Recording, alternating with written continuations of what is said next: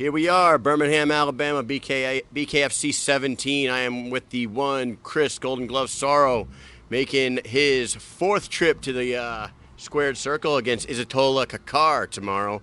Not his original opponent, but he is here and he is ready. How are you feeling, sir? Good. We're actually meeting him tonight. Yeah. What did I say, tomorrow? I'm just messing with you. Oh, Jesus Christ. No, we're ready to go. We're ready to go. I'm in game mode right now. I'm excited. All this hard work, all the time away from my kid and my family down in Puerto Rico. We are not putting it to waste, man. I'm excited. I'm going to implement some serious shit tonight. Right. We talked to you a couple weeks ago. You were down in Puerto Rico training. How you are a big man. How was the cut to 205? It was a good cut. It was a healthy cut. We stretched it over a period of 2 months altogether, and so it wasn't that drastic 2 weeks out from a fight, 50-pound drainer. Wasn't that at all. It was actually a well-structured, there's my coach Caesar right there, and so it was done right. We had people like Caesar, who's a true professional. He's worked with guys, Miguel Cotto, like legends. Everyone in Puerto Rico knows this guy. I lived with him, and so he, if I went and bought anything at the grocery store not allowed, I wouldn't see it again. I'd come home and be in the garbage. He walks around pinching me, making me step on scales and stuff. And this has been stretched over 2 months. And so at 32, and I've been in the sport a long time, 14 years, if you're going to be making 50-pound cuts, you want to be doing it correctly. It'll pay off in the end. Yeah, you've definitely surrounded yourself with a true professional team. What do you know about Ezatullah Kakar? And he's got a pretty good backstory. I expect some fireworks tonight between the two of you. Yeah, I expect him to be a tough kid. I've been fighting for so many years. It's not going to be any different than any sparring or any other time that I go swinging at somebody. It's just going to be in front of all you guys with no gloves on, a little more bloody and a little more cameras, but not going to complicate things. It's going to go out and get into a fist fight, have fun with it. Now, last night at the weigh-ins, you guys had a long, lengthy conversation up on stage. Seemed pretty cordial at first, and then something happened. What went on stage that led to a little skirmish? He had just said, this is my home, first of all. He had just said in a few interviews, and I get he's probably trying to sell the fight, just said it's going to be easy, that I was going to be easy work. And so all I was saying to him, and this is the shit, you guys get me up there, you just, you see me talk, and I'm saying things like, you don't scare me, or I'm not going to be easy. And I just kept telling him, this isn't going to be easy, dude.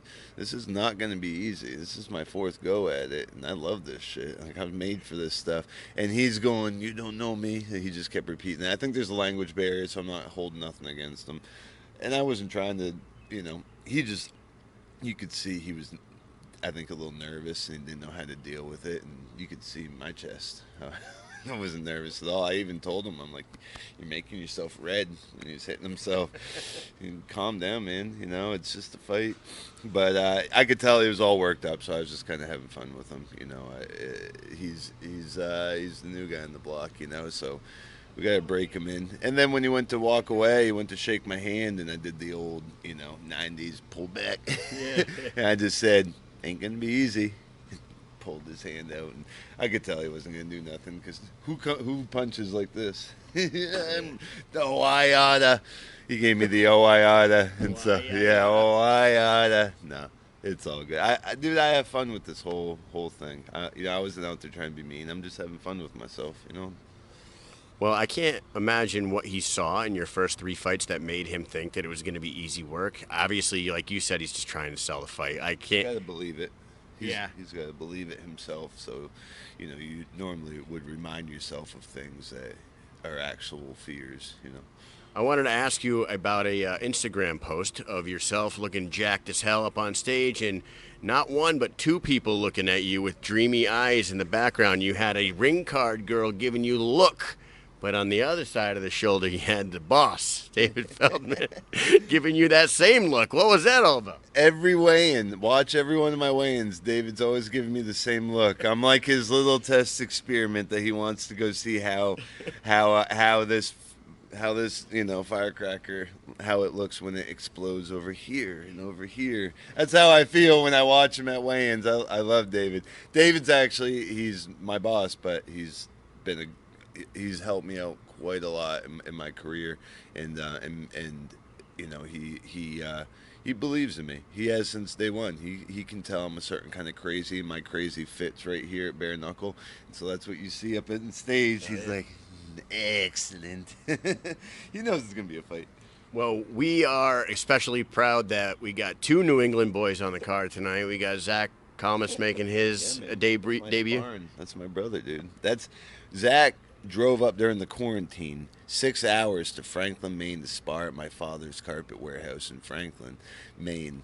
And actually, we can disclose it now, but I broke my hand 3 rounds in, couldn't go any further, completely broke my hand, and I was so pissed. And he drove all the way back to Boston, but he was so nice and positive that whole time, and it's like, something's got to happen for this kid, it manifests something, from just being the kind of person he is. He's a loud cat and stuff. He's the sweetest dude you'll ever meet. He's all heart, and I'm so happy for him that we get to share this moment together, because he was helping me. He was one of the toughest dudes in New England that I could find to spar with. I would drive down to Lynn, Mass, spar with him, and he loved it, the fact that he was helping me, and then he'd go watch me on TV, and he knew we were sparring, and so when he went to the tryouts, he flew all the way down to Florida. I called Nate, and I'm like, sign this guy.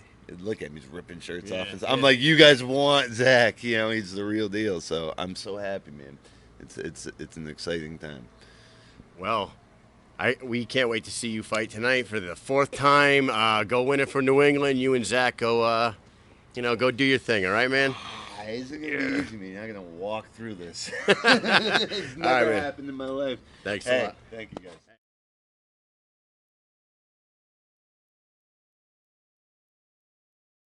Let's go.